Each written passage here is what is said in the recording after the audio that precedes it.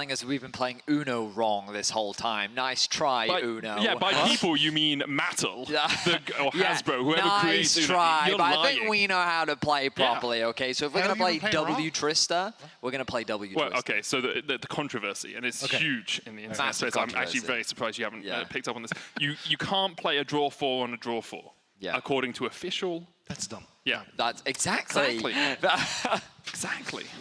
Well, we're going to be drawing 4 games at least today. Oh, nice transition as we've got 2 best-of-3s on the docket. We're going to be starting off our day with GIANTX versus BDS. And I'm excited. Of course, a lot on the line for both these teams. In terms of championship points, GIANTX is in a good spot. Even if they lose today, there's a possibility of them qualifying for the season finals. I'm going to be honest. Forget everything you know about championship points. Okay. Don't need to know it anymore. All that happens from now on is if Karmine Core get 3rd, whoever gets 1 position behind them gets the final spot. So we have 4 teams already qualified for our season finals. BDS, MDK, Fnatic, and G2. Out of the remaining 3 teams, that is GIANTX, KC, and SK, only 2 can go through. Karmine Core have to make it into the top 3 if they're going to qualify. If they don't, obviously then GIANTX and SK make it in. If Karmine Core make it in, whoever gets higher out of GIANTX and SK in terms of championship points will make it through, likely SK. All right, thanks for setting the stakes for us. So, that's what I'm here for. Let's get ready for draft as we've got GIANTX versus BDS. There were some question marks around the draft approach from BDS when they went up against G2. We saw some nice draft adaptations from GIANTX in the lower bracket earlier this week. And I'm excited. Will Jackies get his hands on the Zeri once again? He continues to expand his mid-lane pool. This man has played so many champions this split.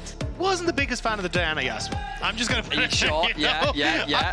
So I'm happy for him to go back towards things like the Zeri and try and go for the Kaisas, these kind of things, and actually still go for the AD mids. But I think Juhan has definitely looked significantly better when he's able to play these more tanky-oriented champions, and I expect that's what GIANTX are going to try and go for here again. And then kind of on the flip side as well, I think Sheo, we've seen him bring out the Viego a couple of times. I'm not the biggest fan of the Viego in the meta at the moment. I think going back towards the Zyras, the Brands, these kind of things are going to be more what we're expecting from BDS coming into this draft, especially since we've seen almost the whole league adapt to now Brand is king. Well, we haven't actually seen Sheo bring out the brand so far this split, so we have to hope that he's been able to prepare it. With the Ornn taken away, clearly directed towards the Antonio. The Rel going to be directed towards Labrov. So right now, if we're looking at most played, we're just banning out those champions. Comfort going to be denied away. Oh, look, Patrick's most played AD carry, Kai'Sa. Yeah, going to ban that one too. I wonder if by chance maybe a Jinx or a Zeri going to be next on the ban list. You would imagine something like the Rumble or the Tristana because you are playing on red side, and those are champions that you do kind of don't want to afford to give away. The thing is though, like Jackies hasn't played the Tristana yet, so I'm kind of surprised that they have. Oh, actually, I played it once, but like it hasn't been the high priority for GIANTX. So I think that's where you're kind of looking, going, okay, well, Jackies has kind of tended more towards the Ezreals and that. So are you that worried about having it there? But now with the draft the way it is, either the Rumble or the Tristana or the Brand are guaranteed to slip through. So now GIANTX basically have to try and figure out what's the worst of the bad bunch. GIANTX might just leave the Rumble open. We've only seen it 1 game from BDS this split. It was from Sheo in the jungle relatively early on as well, if I remember correctly, when they were trying out the AP junglers a little bit more. There's the Corki band away from Nuke. So Sheo is still playing that Rumble against solo queue in the jungle, so maybe that's it. But I think this is where it's like, what do you want to do? I think taking the Rumble is a good thing because the Antonio has been exceptional on that Rumble pick. It's been his other non-tank pick, but we'll have to see exactly what the game plan is going to be here. Because your options are Rumble, Tristana, Sejuani, all very high prior over the last couple of days, and Brand, as you say. So we'll see where BDS decide to go with first pick. There's the Rumble. GIANTX, is it Brand, Trist as 1-2? I think Sejuani, to be honest. My instinct is Sejuani plus maybe AD carry, maybe even, okay, but yeah, the Trist, yeah. So, yeah, easy prediction. Nothing too surprising. The response is going to be interesting, though, from BDS because we know that they can treat this Rumble as a flex pick. We've seen Adam play the Rumble before. While it's not in his usual wheelhouse, it's something that he definitely can play and will play. So how do BDS want to play around this fact? Are they going to lock in a jungler this early on, or do instead they want to try and match something in mid? I guess you have to wonder, like, maybe we want to put Talia or maybe Azir into the Tristana mid lane, or maybe another AD carry. They played Lucian mid before. Yeah, I'd like to see them try and take away the Ezreal in this position, because when I look across the GIANTX, they kind of need that mixed AP damage to try and come through. So an awful lot of the times they'll fall back to the Antonio looking for someone like the Gragas in the top lane to fill that slot, but also kind of looking for these mixed damage AD carries. And with Kai'Sa taken off the board, Ezreal kind of rises up as that other one that can do at least some mixed damage. Zeri is the other option as well, but looks like they're not going to go for either. Ashe instead alongside that Azir with the Rumble for BDS. Rumble can be flexed to support, something we must mention just as a possibility, not commonly played these days. The Ezreal for GIANTX, their next most likely pick. And if you do want a bit more magic damage, you can look towards the Kennen, something we saw the Antonio on earlier in the weekend. I will say that the time of this weekend weird. of LEC. Yeah. If I'm GIANTX, I'm very happy with what I've gotten so far. Yeah. You know, like, this is about as meta as you can get. Very solid front line. You've got good scaling, great range. I feel like this is just me speculating, but BDS seem to have been thrown off a little bit by the bans that have come through from GIANTX. They were given so many options for strong picks, and now they've ended up with, depending on where this Rumble goes, an awkward situation, because what do you put jungle here to pair up alongside the Azir? When you think about maybe tanky junglers, it's hard to think of AD tank junglers. Vice is probably what you're looking at. Potentially, yes. But I think that's kind of been the criticism of BDS, at least in my eyes, is I don't think they've adapted well to this meta. Like, when you look towards, they're the only ones that are really bringing out the Viego in the jungle. Yes, they played a lot of the Talia, but they haven't really adapted towards things like the Brand, and we can see it in this draft.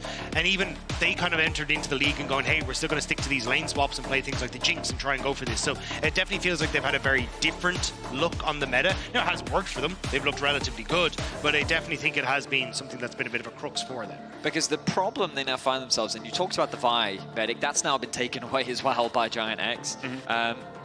And I'm just trying to think, like, okay, let's say, so you need to pick the Rumble, right? It's clearly a strong champion. You put it top or do you put it jungle?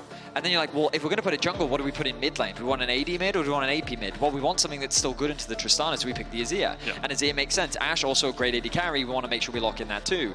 But now, like, I'm struggling to see how BDS actually round this draft out. I think the Ivern could be really good for BDS actually here, though, because you've got a lot of auto-attacking champions. You've got at least long-range, non-committal engage, which could be really, really good. But I still think you do kind of need that front line, which is why I like the GIANTX have gone for the early rotation of the Alistar, because you could go for a Leona. Alistar does well into it. Maybe you want to go for a Braum here for Labrov, but you still kind of need that. There it is.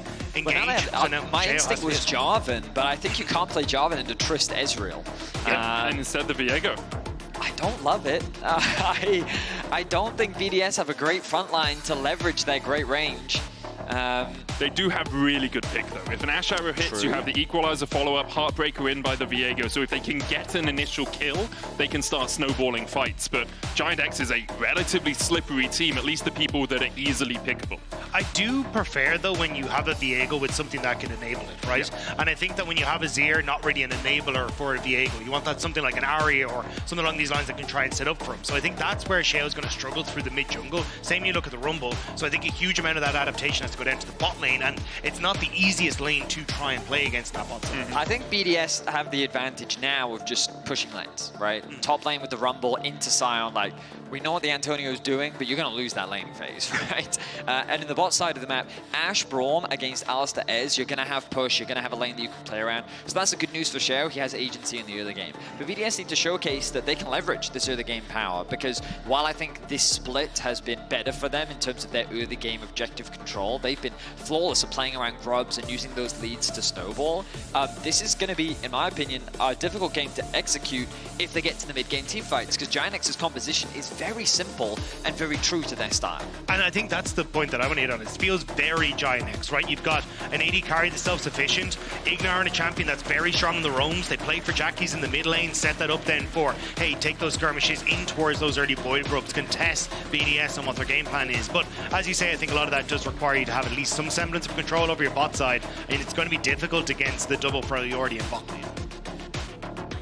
Here it is, all the marbles for GIANTX. Really need a win today if they are going to make it through to our season finals. There are still possibilities of them making it through without a win today, and we'll break those down as we see the Carmine Core result later on. But now, a moment, a breath, before we take our way onto Summoner's Rift for the first game of hopefully 6 today, as we have the second best of 3 after this. Arcane Comet up for Adam in the top lane. The Antonio going for Grasp, no real surprises there. Double press the attack between the AD carries. No longer are we in the days of lethal tempo for that extra range, and Ice and Patrik just trading a little bit here. Labrov going to start to step in. Adam's down towards this bottom side as well, just to give Labrov a little bit of support as he walks towards this blue buff. Now, we talked about how the early game is going to be really important for BDS, and I like what BDS is doing. The Braum actually not dropping a ward. Of course, he has the sweeper, so not going to be able to. But I thought that they would drop a ward on blue just to identify where Juhan was, to give information for Sheo as to what he can plan in the other game. Smoothly done there from Adam. The Tribrush ward was back in my day. It used to be hard. I remember the Scara days. Yes, when that was exactly what I was thinking. It's now a lot easier. If you train it for about 5 minutes a day, you can get it. Especially in the bot lane Tribrush, there's a snail. If you click on the snail, it puts the ward in. So if you play with indicators, it just tells you where the ward is. It doesn't always. So there's some around the back of Baron Pit where you can get it into the bush, even though it looks like it's not going to be in the bush, and you can ward this bot lane forward Tribrush from the river. Adam invading here. Adam alongside Labrov, gentlemen. Yes. Yes. Why is our Rumble invading? So I think this is where they thought there was going to be a lane swap coming through, because we've seen a lot of teams when you play with the Alistar just, hey, we're going to completely forego trying to lane in the early stages. We'll send them up top side, get to level 2, then reset, and now we don't lose out on that very early laning phase. But BDS kind of overthinking things, and GIANTX were happy to just go for plain and simple, and now Adam's down a teleport. I mean, if you're expecting a lane swap, my question becomes, why not use your very strong level 1 with Braum, Ashe, to just get a very deep ward down the lane, you know? Try and get some scouting, try and gather intel as to what the enemy team is up to, because that's a TP gone now from Adam. Might not be the end of the world for him. Ultimately, he's going to have still a lot of push in that top lane 1 versus 1, but a single gank could really hurt him on the top side of the map.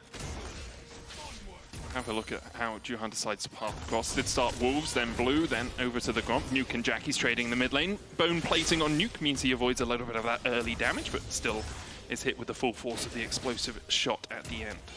Better trade though for Nuke in the 1v1, able to get that health advantage. Now Adam will use the Prio to move into the enemy jungle.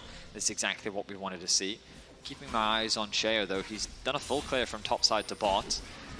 Adam will spot out Juhan.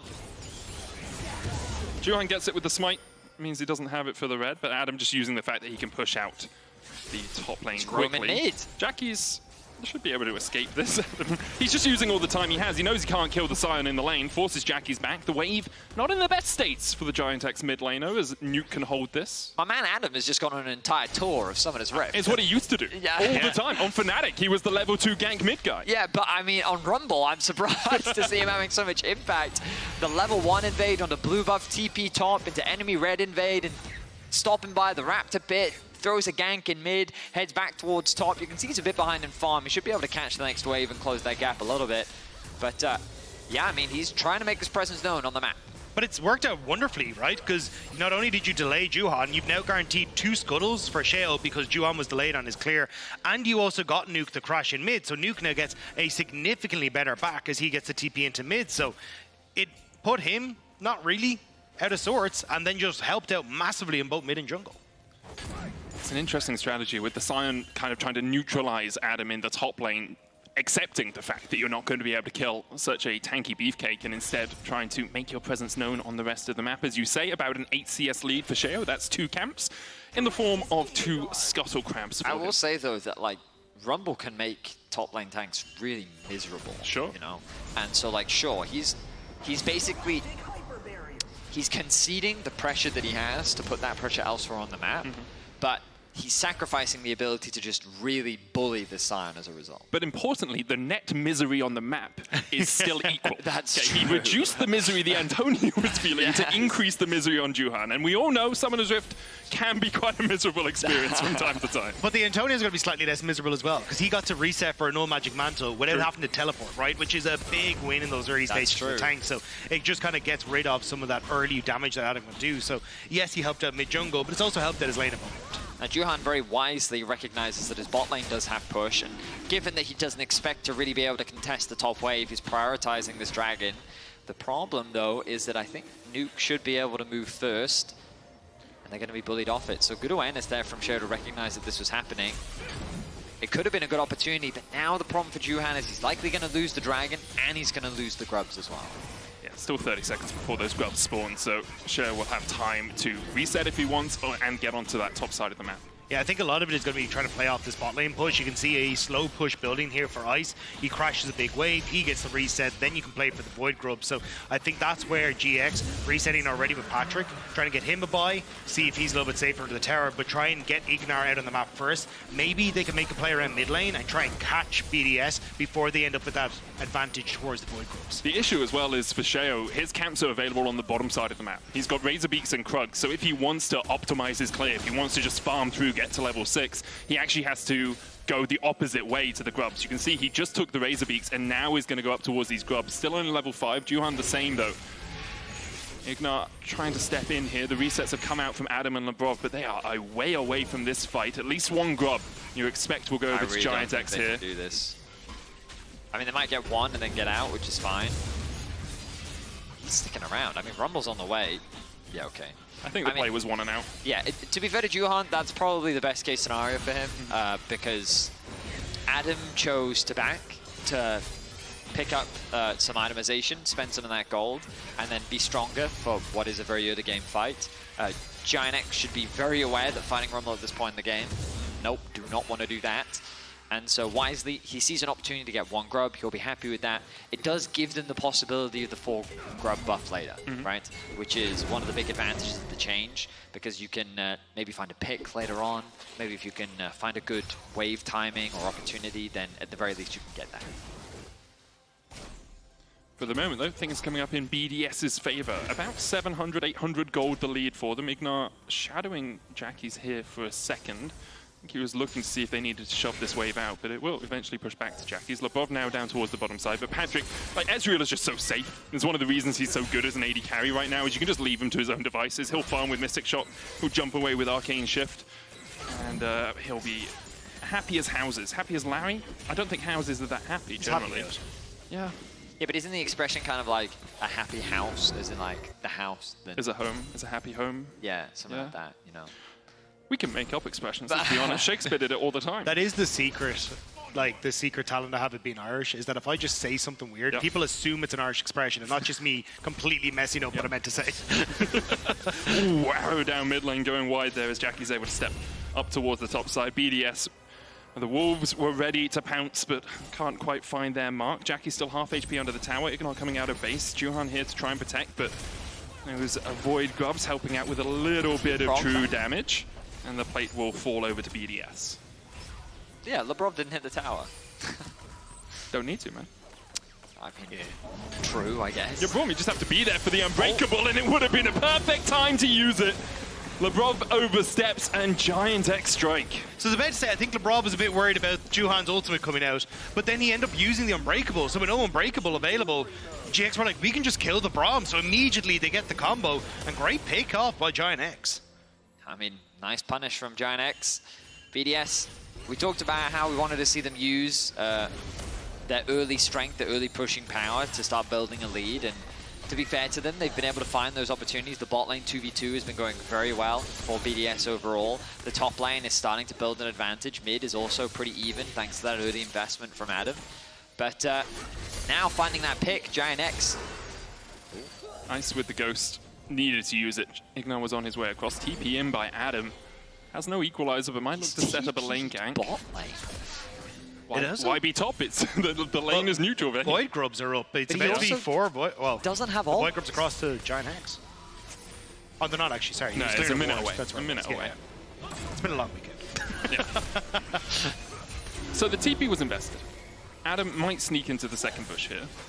I don't think it does much if he does. Yes. I mean, I guess the logic was he was concerned that Ice was getting collapsed on by more than 2 people. He saw IgNar on vision. Patrik was looking to try and fight, and maybe he was worried, oh, my AD carry is going to get collapsed by Juhan as well, so I'll TP. Unfortunately, that's not what happened. Who are we to pontificate on the internal machinations of Adam's mind? That is my job. Yeah. Who are we? Yes. But yes, it was an odd TP. didn't really net anything for BDS. And Adam now down that summoner once again. The second time this game we've seen him use a TP, either to get himself back into the lane in a position where perhaps he shouldn't been out of the lane originally, or to get into a position that didn't really do too much for him. Thankfully for him, the Antonio hasn't been able to punish it so far, but it's only a 36 gold deficit for the GIANTX top laner on this Sion, and as the game goes on, the Sion's going to become more and more unkillable. I mean, he's doing a great job, honestly. He's finding good trades, as you can see, in like when the Rumble really wants to fight, that magic resistance is only doing so much. But ultimately, the Antonio doing well in the 1v1. And Adam is someone that we've looked at a little bit over these playoffs, because I think he has been struggling compared to where we usually expect him to be. You can see 4 deaths a game, only less than 1 kill and assist at 14 minutes. He hasn't had the impact for BDS that he had last year, even that he's had earlier this year. I think a few questions have started to be asked around his performance. And I think part of that is him trying to adapt to the new meta, which is, hey, he's playing way more tanks than we would have traditionally seen and trying to fit into a new role, it feels like, on BDS, but it hasn't really settled for him. And ooh, it's Jackie's nice buffer on the jump, but it also, like, we've seen odd TP plays from him, and even he's criticized himself on X as well, saying, look, this has been a terrible weekend for me. So maybe just the pressure of playoffs getting to him to a little bit, because we've definitely seen that BDS have struggled as a whole when it comes towards playoffs at times. So maybe just those hauntings are still there just a smidge. Yeah, they really struggle when it comes to playoffs. They've only been eliminated in Game 5, Dagda. That's what you told me earlier today, which might be a good sign for them today, because we can't go all 5 here against GIANTX. Obviously, BDS already in our season finals, but seeding is important.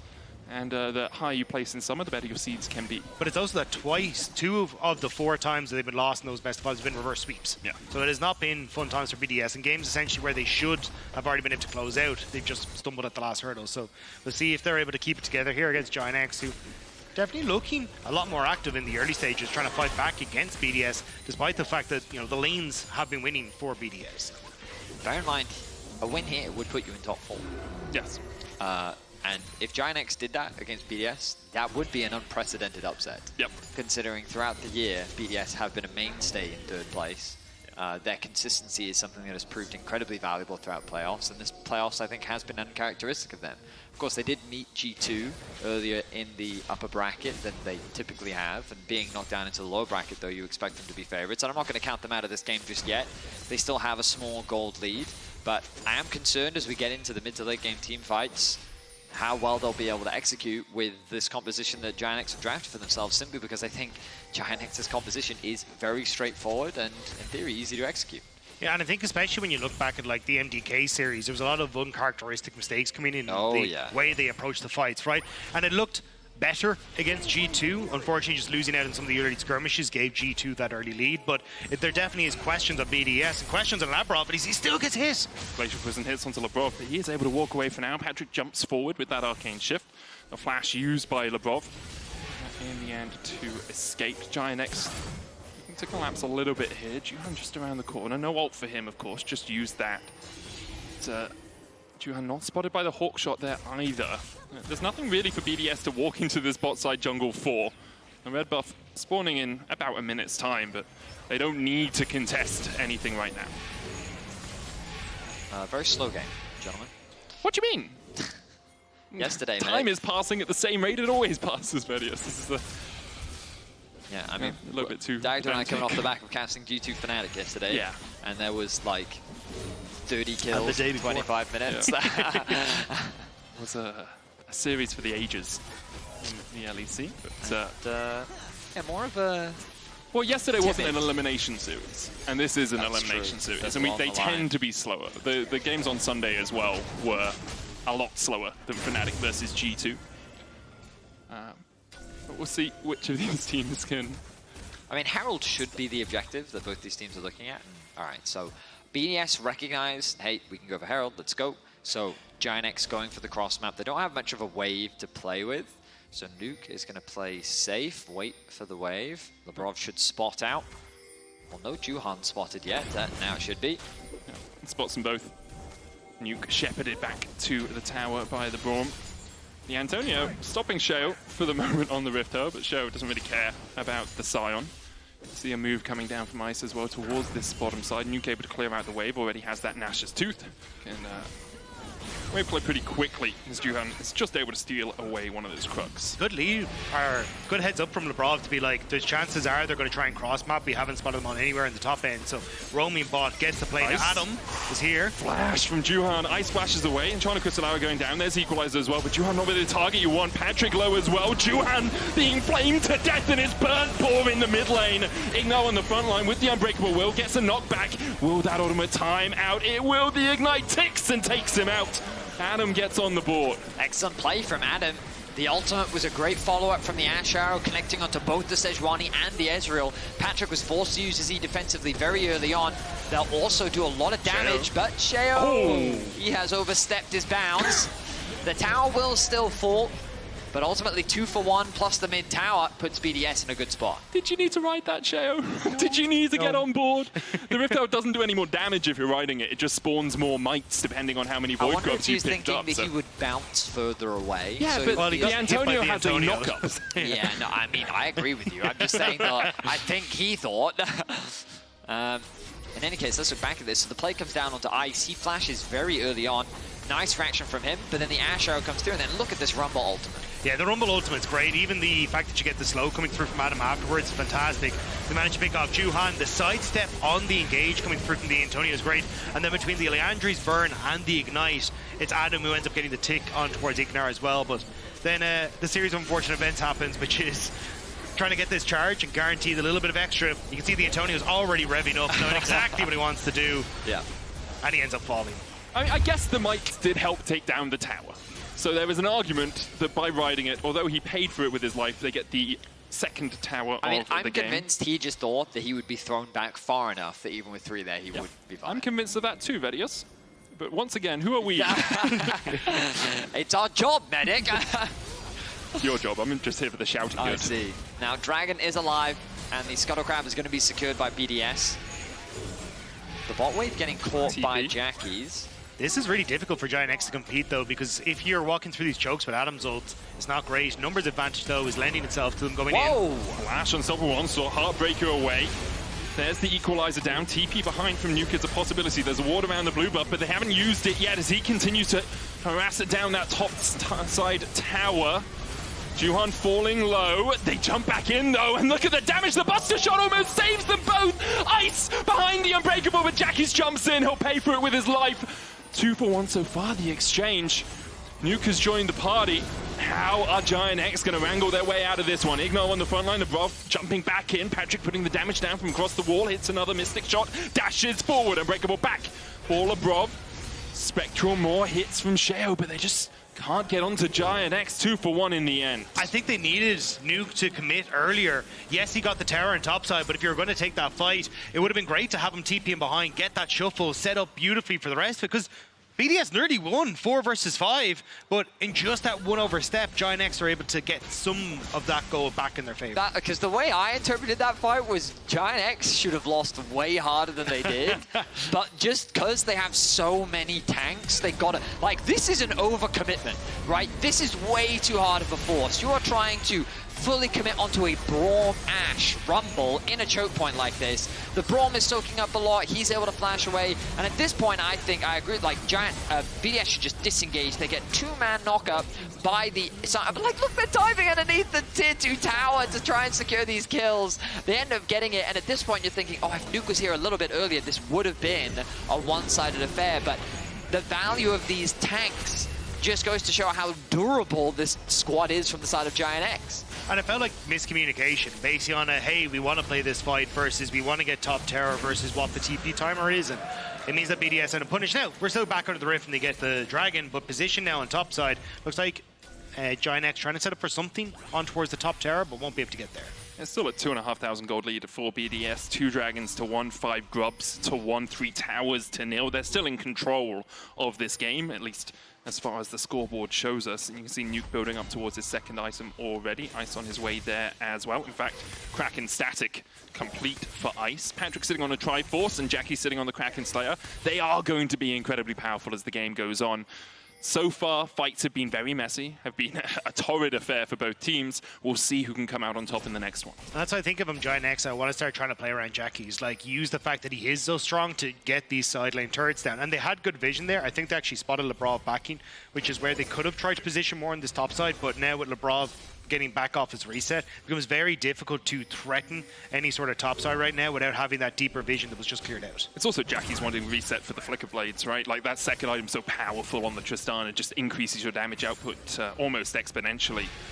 Getting towards that position just makes you a little bit, well, quite a lot stronger in fact. The Baron is up and that's where the majority of vision control is being battled over right now. Don't think anyone will start it shortish, but if you can get that deeper vision, it becomes a lot harder for either team to really defend. I think it's important to recognize how much control BDS have of the map right now, securing all 3 outer towers, keeping pushed waves in consistently. They have good vision control. There are few, if no, TP flank possibilities available. The only vision that GIANTX have is through their Scryer's Bloom and that ward that's dropped in the river along with the Scuttle Crab, but GIANTX are trying to claw what vision back that they can, as BDS kind of continues to mount their lead slowly but surely. They're in a great spot right now, but we'll see how things pan out as we get closer to these big fights, because you said Baron is alive, Dragon going to be spawning in about 3 minutes time. BDS do have quite a fast Baron take. The question is, do they want to try and force it?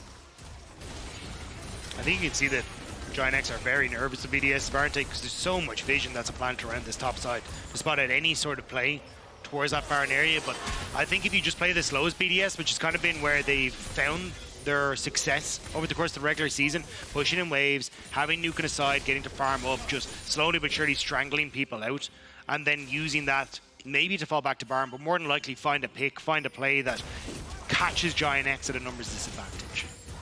Jackie's has been spamming that TL logo. Yeah, I don't know why. I think it's just on his emote bar now and he forgets to change it before the games, because obviously BDS haven't played up against Team Liquid as far as I can recall. Yeah. So, still, Team Liquid's fathers of EU now, you know.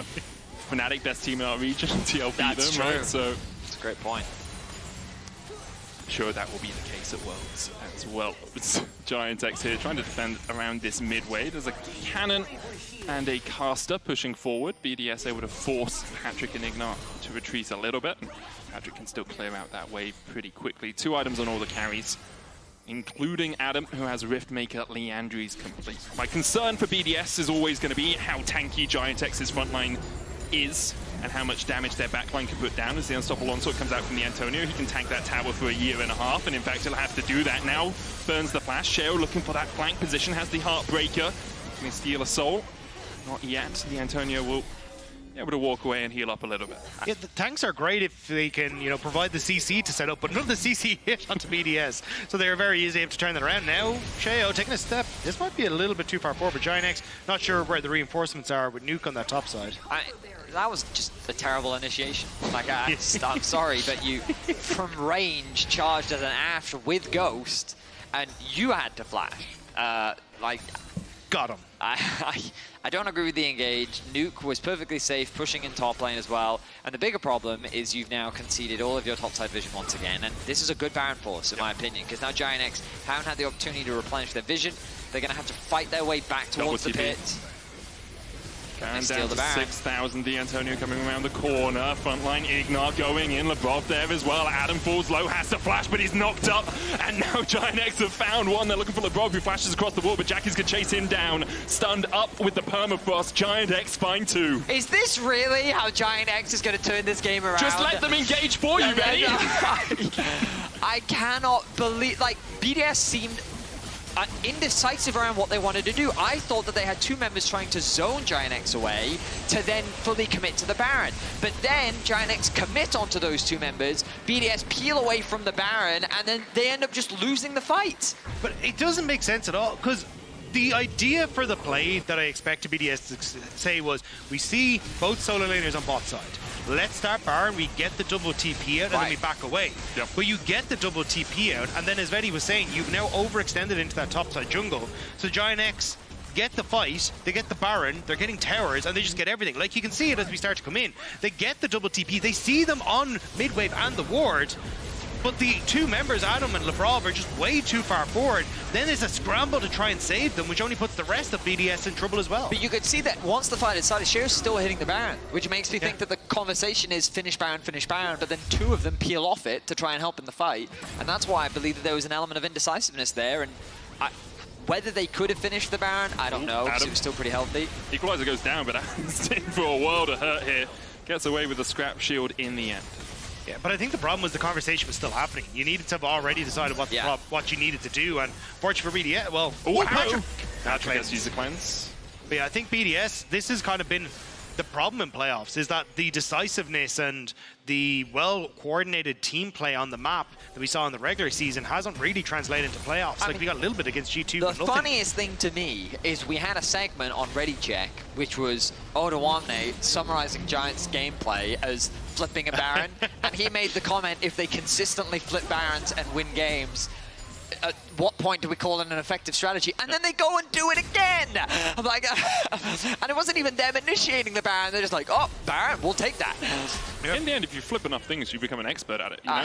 Ramsey, his first pancake, absolute trash. Probably. The millionth pancake, really good. You know, you just have to keep flipping. I mean, I'm looking forward to Odoamne's breakdown of this one. I feel like... Buster shot back onto Nuke as he tries to slide in. TP?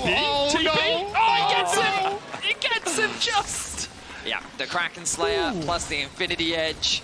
Good damage there from Jackies, and it definitely feels like things are starting to crumble for BDS. Dragon was, of course, lost earlier.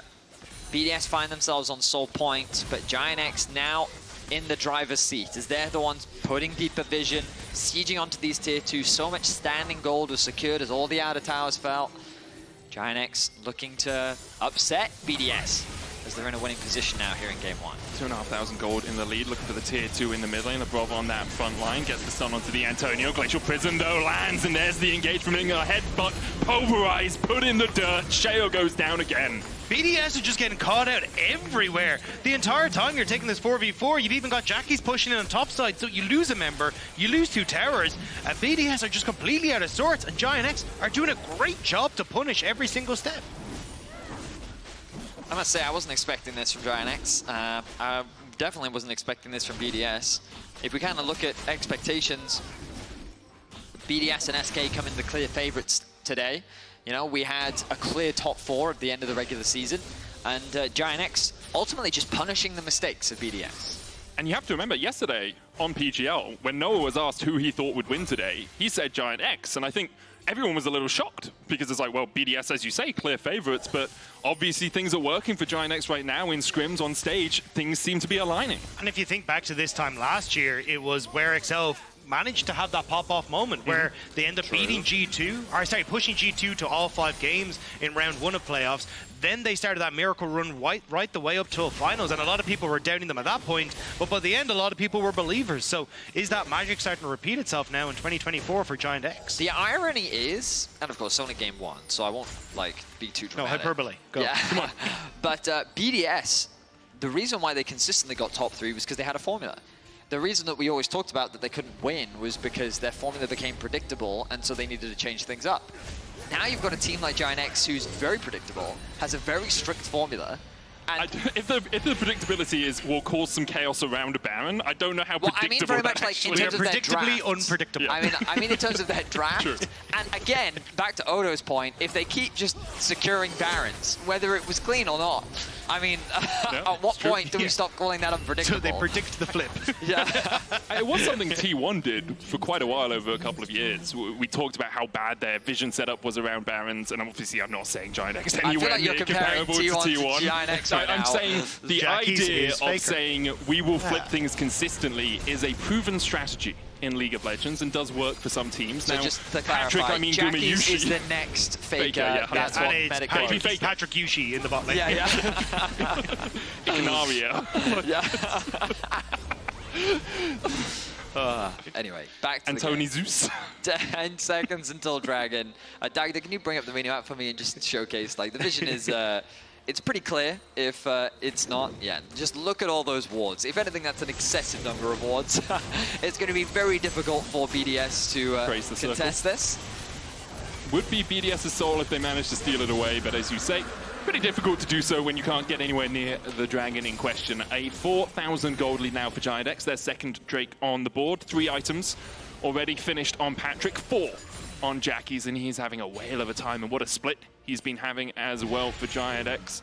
Breakthrough performance after breakthrough performance for the young player. But I think that's why, like, you can kind of already see the building blocks of GIANTX becoming an incredibly strong team. As Vedius was already saying, the identity's there, but... Can we just make sure we're not... Yeah, we don't think they're T1 guys. Yeah. But I think the issue has been that, like, they've got caught out in the mid game where the rookies and the inexperience has kind of got caught. But now, hang on. Let's see how the Baron goes. We'll see how this one goes. But obviously they have vision control. They've got triple control ward. Sheo has to walk through the Antonio and IgNar. That's a clean Baron. That's clean. That's clean. That's a... Engage comes forward. Heartbreaker out. He's looking for the knocker, but he's stunned immediately before he can get it in. IgNar goes in with a headbutt pulverizer. Great equalizer, though. This is bad for GIANTX. The Antonio will fall first. GIANTX begin to retreat. Patrik on that front line. Sheo dashes forward, cleansed away by Patrik. Jackie starts to open up. The Antonio in zombie form tries to come back in. Unbreakable from Labrov. GIANTX still able to back away. They lose one, but they get the Baron. IgNar still has flash, though. I think he's fishing for something, trying to see if he can get into position here. With the Unbreakable down, you have a moment, but as soon as that Unbreakable now is back up, I think GIANTX needs a back away. Jackie's has TP. Patrik dashes across the wall. Adam hits the harpoon, but Patrik still has flash. Will use it early. Blast cones IgNar back, but saves his own life. Unbreakable from Labrov will tank up some of that damage. IgNar gets a second blast cone to escape, and all the meanwhile, Jackie's has been pushing in the bot lane. That was a weird fight, gentlemen. I think that the Antonio has been over-forcing way too many fights in this game. Like, his flash Sion Q to start fights off was definitely a huge commitment there. But now Ice has flash. But Jackie's is behind him. No. Nice TP from Jackie's. Good punish. I wonder if they can actually convert this into anything, though. The Antonio doesn't have TP. He is back out on the map. I think GIANTX should really try and use this Baron. Still a minute and a half left. Nuke is bot lane. I think they should, try to escort this wave into mid to try and siege this town. Yeah, I think they could even send the Antonio to that top side to escort that wave in if they want to as well, because you still have IgNar who can try and play that frontline tank, but as the wave is starting to come through, like, start to just spread that Baron buff and see how much you can get off of this. Or you could just charge in the mid lane. True. Where he's positioned That's the Antonio's way. The wave pushes in. BDS concede any pressure in that mid lane. GIANTX will get their first inhibitor of the series as Juhan flashes forward. Nuke dodges away from the Glacial Prison. Unbreakable going down as the True Shot Barrage is tanked. Juhan takes a little bit of hurt. There's the Unstoppable Onslaught once again from the Antonio, and he doesn't charge the Q. He's learned from this last couple of plays. In the end, it will just be the inhib for GIANTX. Ashe is up with arrow, though, if BDS want to go, and here's the connection!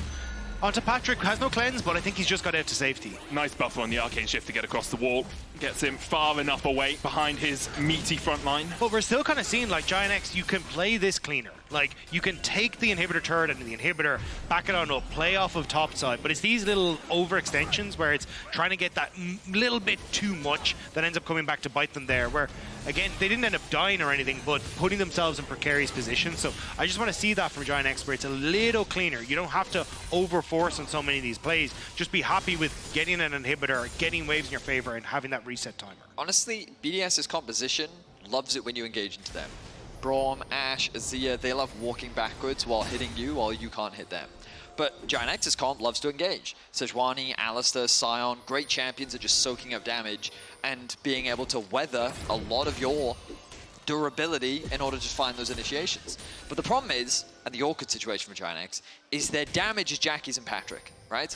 And so you've got this front line that's running in, you've got BDS who's running away, and then you've got Jackie's and Patrik who's just awkwardly trying to hit whoever they can, because this isn't a straight up front to back teamfight comp from BDS, right? So if you overforce the fights, then it's better for BDS because they can retreat and take their time, leverage the Rumble ultimate, separate the enemy team.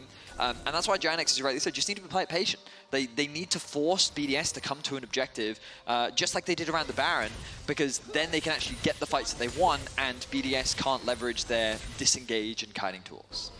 More importantly, though, I've watched Patrik miss 2 cannon minions on uncontested waves, and really, you know, we talk about clean gameplay. I thought you were about to bring up T1 again. I was like, said it once. Yeah. That's the problem with League. Sometimes when you use examples from other teams, people assume that you think the two teams are now I'm going to double Cinnamon down on this. Yeah. And It's like when Quickshot said Bjergsen's better than Faker. Good old days. Yeah.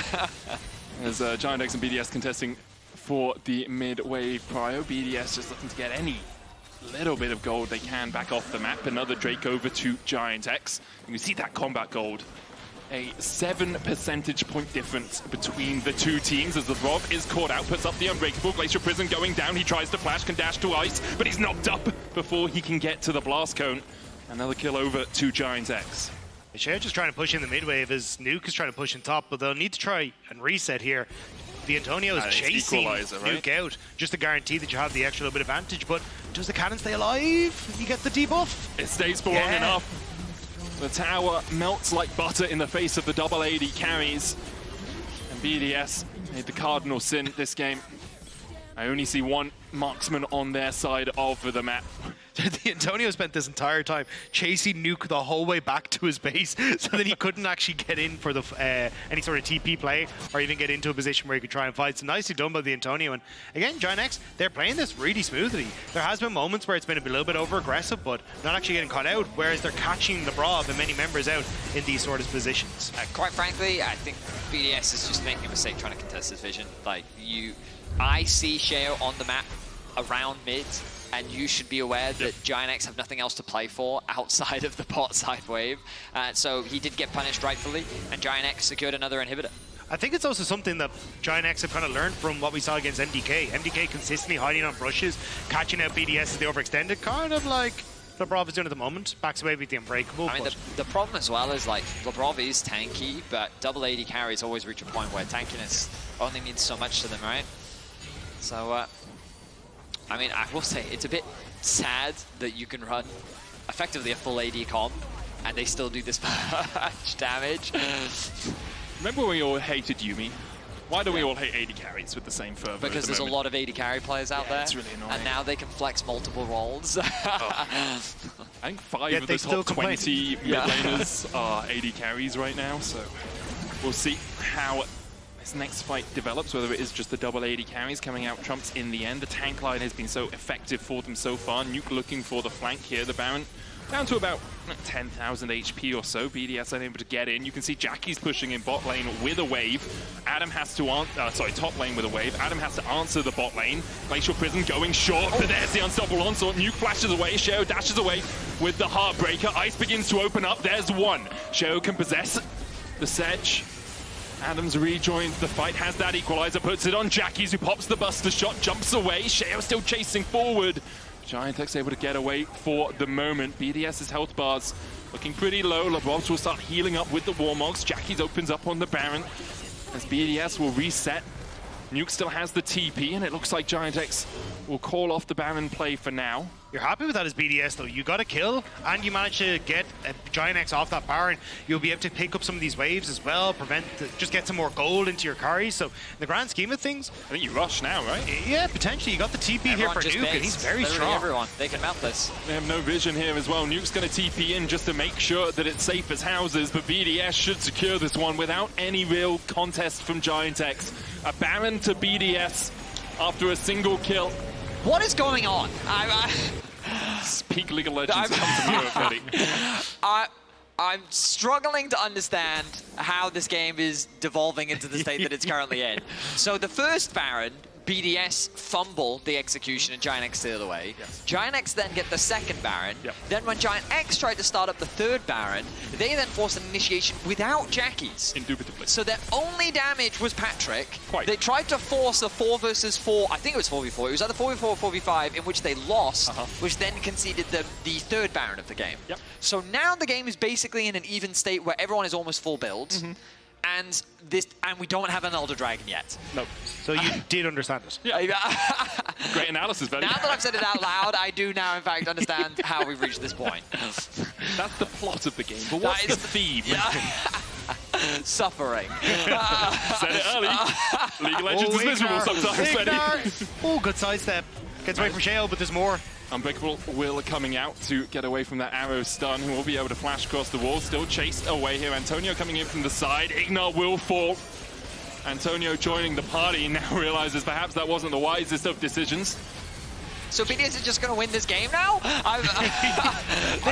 IgNar obviously trying to get vision around the Dragon Pit, but he's doing it alone. And you're playing against an Ashe Braum who just quickly catch you out. And 8 seconds until Soul as well. BDS are going to be able to move back towards this, and you're a man down on the GIANTX side. So I don't really know how you try and contest this. You still have your 2 tanks. Maybe you can try and get something in the 4v4, but this is already gone.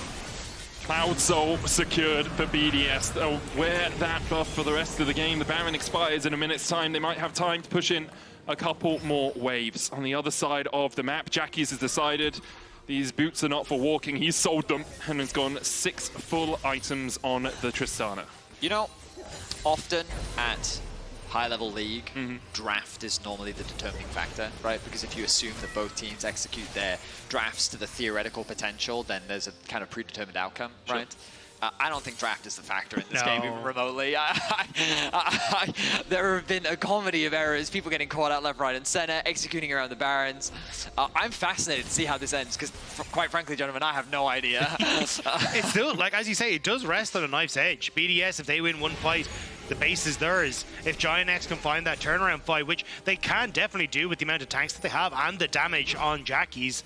So BDS do have to be careful how they set this up. IgNar would love to have Flash to try and set up alongside his team, but either way, the Antonio or Juhan could start off these fights happy out. Yeah, because I mean, at this point, gold doesn't really matter. You know, most of the damage dealers are basically full build. I see Patrik and Ice about half an item off completing. The tank in the top lane, of course, still trying to finish up those items where he can, but he's still in a pretty solid spot, I think, all things considered. And yeah, it's as you rightly said, it's ultimately going to come down to execution. I do think GIANTX need to exploit these windows, though, when Unbreakable is down. There's a couple of times where, even there, Adam was pushing in mid lane, Labrov, it just uses Unbreakable, and that should be the time when you want to try and engage, because that's such a big tool that's sent down. They have to be so careful, though, because they've already shown what happens when they fight without Jackie's. Patrik can do decent damage, but Jackie's is the bulk of it, really. And so if he's sitting there clearing waves and mids, then I think they do have to be scared about forcing a fight here. Jackie's not making his way over now. Equalizer down will take Patrik down to half HP. The turret falls as well, tier 2 in the top lane for BDS. Gold 500 the difference between these two teams as IgNar's caught out with the Spectral Maw. Glacial Fissure going down as well. Unbreakable Will has been popped by him. Engaged from the side as Labrov on the front line takes it with the shield, but still is taken out by GIANTX. New cast to dash away. GIANTX starting to win out on the fight. Jackie's opening up, dashes forward. Ice gets the slow on him. And Adam able to escape with a flash of his own, 1-0 in favor of GIANTX. There's nothing on the map for GIANTX really to take, though. They should be able to push out these waves at least, get themselves back onto the map, but it's still a minute and a half until Baron, 3 minutes until Elder Dragon. They're not really in a position where they can test for any of these inhibitors either, so yes, it's a nice pick, but at the end of the day, it's not really going to net them a huge amount, unless they can try and get something else off the back of that, but Juhan just going to end up backing away. The irony is, GIANTX have a composition that's very good at engaging, but pretty consistently throughout this game, they've been over-aggressive, like overextended in the fights. But it's very difficult for BDS to actually start the fights that they want. Good use of the Rumble Equalizer to actually get the objective, and now they want to leave. So you can see the recall starting to come through, but you're recalling in a bush, and instead they go, let's try and get a pick onto IgNar of all people. Has the ultimate available. Jackie's is now perfectly safe to just free throw out the damage, and look at the chains you see coming out from the front lines. This is an ideal setup fight for GIANTX, where they can play behind their front line and just whittle away whoever's in front of them. Also use the mobility of their carries to get themselves into positions, because you can see initially they're behind the wall, but as soon as they get one kill, it's jump over the wall, arcane shift over the wall, and chase down. So it becomes significantly easier for GIANTX to try and play those fights. Now though, set up once more, at least this sort of position I think is better for BDS for trying to engage, because you can use Ice's arrow a little bit easier. It's our 4th Baron of the game. Yep. Longest game of summer was yesterday 47-30. However, the longest game of the year was all the way back in winter at 49-23. So we'll see if we can beat that record on game 1. Beating that record. It's possible 6.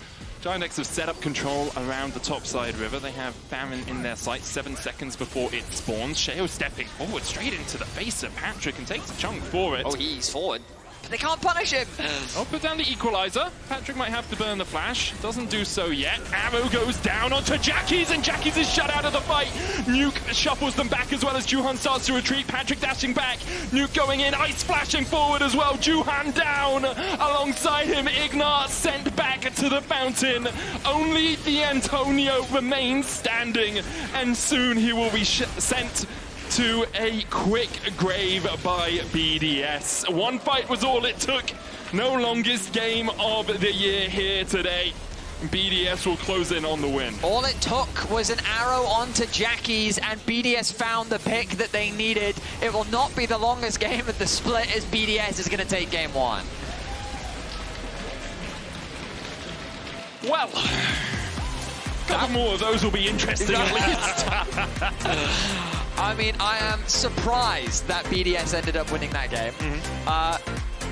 Yeah, I mean, maybe a QSS would have been valuable this game. You know, Jackie still had his flash in the final fight. He was so crucial to their damage that finding a pick onto him was all BDS needed to do. Credit to Ice, ended up closing out the game for BDS. That he did. We're going to close out us talking for the moment. We'll be over to a short break and be right back after this.